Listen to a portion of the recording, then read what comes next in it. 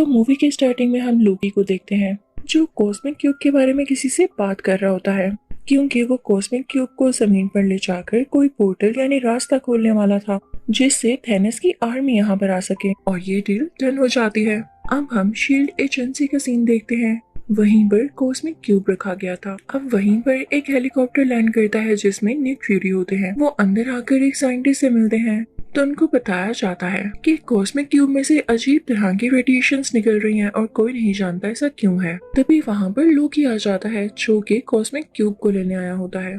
सब लोग फौरन से कॉस्मिक क्यूब को गार्ड करने लगते हैं, लेकिन लोकी अपनी पावर्स का यूज करते हुए उन्हें दूर दूर गिरा देता है और कॉस्मिक क्यूब उठाकर भागने लगता है। निक फ्यूरी पीछे से उसे शूट कर रहा होता है और उसके पीछे कार्स में कुछ लोग जाते हैं, लेकिन वो भागने में कामयाब हो जाता है। अब निक फ्यूरी वहाँ के लोगों से कहते हैं कि हमें द एवेंजर्स की टीम बनानी होगी, हमें कॉस्मिक क्यूब को दोबारा से पाना होगा। अब यहाँ पर हमें एक और बात पता चलती है कि शील्ड एजेंसी ने थैनोस और उसके लोगों से लड़ने के लिए एक बहुत ही ज्यादा पावरफुल वेपन बनाया होता है जो कि कॉस्मिक क्यूब की एनर्जी से ही बना था।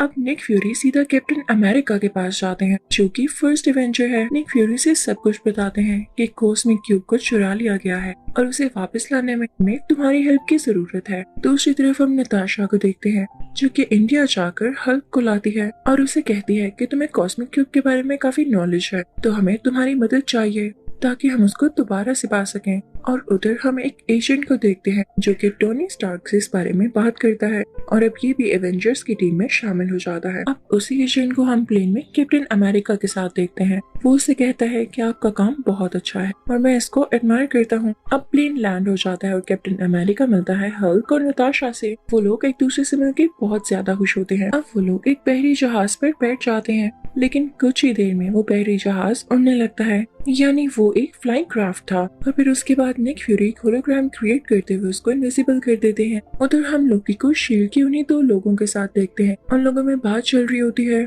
कि कॉस्मिक क्यूब बहुत ज्यादा पावरफुल है, हम इसे तब तक कंट्रोल नहीं कर सकेंगे जब तक इसकी रेडिएशंस थोड़ी कम न कर लें। और ऐसा एलिमेंट है जिसका नाम इरेडियम है और वो हमें जर्मनी से मिलेगा। तो लोकी और शील्ड का एक आदमी डिसाइड करते हैं कि वो लोग जर्मनी जाएंगे और वो लोग वहाँ चले भी जाते हैं। उधर निक फ्यूरी को पता चल जाता है कि लोकी और दूसरा आदमी जर्मनी पहुंच चुके हैं, तो कैप्टन अमेरिका से कहता है कि फौरन से अपना सूट तैयार कर लो। अब कैप्टन अमेरिका अपना नया आउटफिट पहन कर आता है। उधर हम जर्मनी का सीन देखते हैं जहाँ पर काफी अच्छी पार्टी हो रही होती है। वहाँ पर वहाँ के कमांडर भी होते हैं। तो तभी वहाँ पर एंट्री होती है लोकी की, जो अपनी स्टिक से सबको मारता जाता है और कमांडर को गले से पकड़ते हुए एक जगह पर लेटाता है और उसकी आंख का होलोग्राम स्कैन करता है और उसे अपने साथी तक भेज देता है। और ऐसा उसने इसलिए किया ताकि कमांडर की आंख को स्कैन करते हुए उसका साथी इरेडियम को हासिल कर ले। उसका साथी जल्दी ऐसा कर लेता है, वहाँ से चला जाता है, लेकिन लोकी इधर ही होता है क्योंकि वो चाहता था कि वो सब लोगों के सामने अपनी पावर दिखाए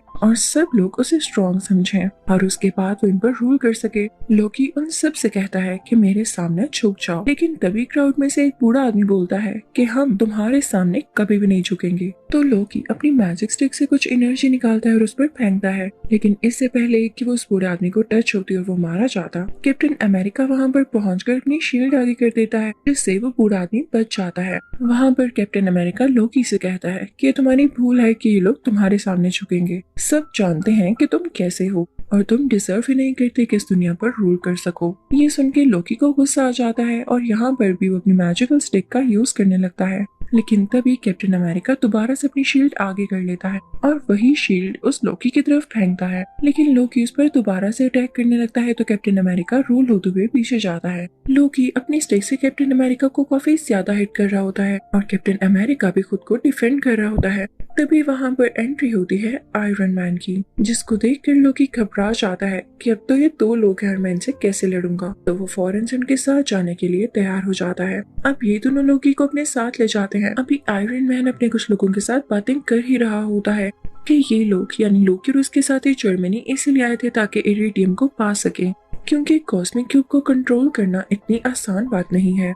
और सिर्फ यही नहीं, उसको एक्टिवेट करने के लिए या उसको यूज करने के लिए इन्हें बहुत सारे टेम्परेचर की जरूरत है और इतना टेम्परेचर उनको जर्मनी में मौजूद एक टावर पर मिलेगा। दूसरी तरफ हम लोकी को देखते हैं जो कि यूं ही नहीं सरेंडर करके इस एयरक्राफ्ट में आया होता, बल्कि इसके पीछे भी उसकी बहुत बड़ी प्लानिंग होती है। वो इनफैक्ट इनकी एयरक्राफ्ट को डिस्ट्रॉय करने आया था ताकि एवेंजर्स के हाथ में कुछ भी ना रहे और वो यहाँ से सेफली एस्केप कर जाए। वो अपने साथी को ऑर्डर्स देता है, वो भी अपने साथियों को लेके इस एयरक्राफ्ट के पास एक और प्लेन में आ जाता है और फिर इस एयरक्राफ्ट के इंजन में एरो मारता है जिससे उसमें आग लगने लगती है। इसकी वजह से पूरा का पूरा एयरक्राफ्ट नीचे गिरने लगता है, लेकिन आयरन मैन जाकर उस इंजन को संभालता है और उसे दोबारा से ऊपर करने की कोशिश करता है, जो कि बहुत हार्ड काम था। अब लोकी के साथ ही उस जगह जाते हैं जहाँ पर लोकी कैद था। उसका दरवाजा खोलकर उसे फ्री करवाने लगते हैं कि तभी वहाँ पर थोर आ जाता है।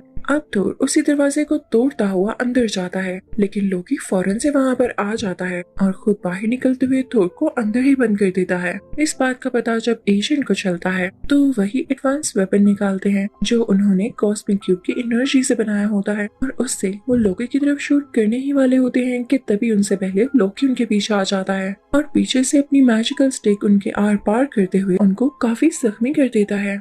उधर हम नताशा को देखते हैं जो कि लोकी के एक साथी को बहुत जोर से पंच मारती है जिससे वो नीचे जमीन पर गिर जाता है और उधर हम लोकी को यहाँ से एस्केप करता हुआ देखते हैं। वो टावर पर पहुंच जाता है और तो और वहाँ पर मौजूद एक मशीन में उसने कॉस्मिक क्यूब लगा भी दिया था। उधर हम सब एवेंजर्स को एक साथ देखते हैं तो निक फ्यूरी उन्हें बताते हैं कि हमने अपने एजेंट को खो दिया है जो कि कुछ देर पहले उसी स्टिक से जख्मी हुए। सब काफी उदास हो जाते हैं तो आयरन मैन कहता है हमें कैलिफोर्निया में मेरी इंडस्ट्री जाना चाहिए। अब ये सब लोग कैलिफोर्निया पहुंच जाते हैं, लेकिन बुरी बात ये होती है कि कॉस्मिक क्यूब की वजह से पोर्टल खोल दिया गया था और थैनोस की सारी आर्मी यहाँ पे पहुंच जाती है। यहाँ पे सब एवेंजर्स एक साथ हो चुके होते हैं और खल भी गुस्सा करके अपने असली रूप में आ जाता है। इसके बाद वो उस आर्मी की बस को एक पंच मारता है और उसे फौरन से डिस्ट्रॉय कर देता है। ये सब काफी परेशान होते हैं कि पोर्टल को बंद कैसे किया जाए। तभी निक फ्यूरी को कुछ डायरेक्टर्स की कॉल आती है और वो कहते हैं कि अगर आप लोग इस पोर्टल को बंद नहीं कर पा रहे तो हमारे पास आखिरी ऑप्शन यही है कि हम इस पूरी सिटी को मिसाइल के साथ उड़ा दें और वो मिसाइल जल्दी इधर आ रहा होगा। आप लोग अपनी जान बचा के रखिएगा। अब निक फ्यूरी ये बात आयरन मैन को बताते हैं। हमारे पास सिर्फ 2.5 मिनट्स हैं, यानी 2.5 मिनट है। इसी में या तो हमें पोर्टल को बंद करना होगा या उसके बाद मिसाइल आने पर उसे रोकना होगा। नताशा काफी घबरा जाती है और लोकी की मैजिकल स्टिक लेकर उस पोर्टल के पास पहुंचती है और उसमें से काफी सारी एनर्जी निकालते हुए उस पोर्टल को बंद करने की कोशिश करती है। लेकिन तभी आयरन मैन उसे कहता है कि रुको, मेरे पास एक और आइडिया है। मेरे पास भी एक मिसाइल है जिसे मैं उस जगह पर फेंकूंगा जहाँ पर थैनोस के लोग हैं। और वह मिसाइल लेकर उस जगह पहुंच ही जाता है और उस जगह को डिस्ट्रॉय कर देता है, लेकिन काफी टाइम हो जाता है, वो वहाँ से नहीं लौटता। तो कैप्टन अमेरिका नताशा से कहता है कि हमारे पास और टाइम नहीं है, हमें पोर्टल बंद करना होगा वरना हम सब भी डिस्ट्रॉय हो जाएंगे, मारे जाएंगे। नताशा उस पोर्टल को बंद करने लगती है। आयरन मैन भी उसी पोर्टल में था और सब काफी दुखी थे क्योंकि ये नहीं जानते थे कि अब आगे क्या होने वाला है। पोर्टल को बंद न किया तो इन पर मिसाइल गिरा दिया जाएगा, अगर पोर्टल को बंद कर दिया तो आयरन मैन अंदर ही रह जाएगा। लेकिन तभी उस पोर्टल में से आयरन मैन नीचे की तरफ आता है, यानी इस दुनिया पर गिरता है। सब लोग बहुत खुश हो जाते हैं। उन्होंने थैनोस की कम्युनिटी को भी तबाह कर दिया था और उनका दोस्त भी वापस आ चुका था,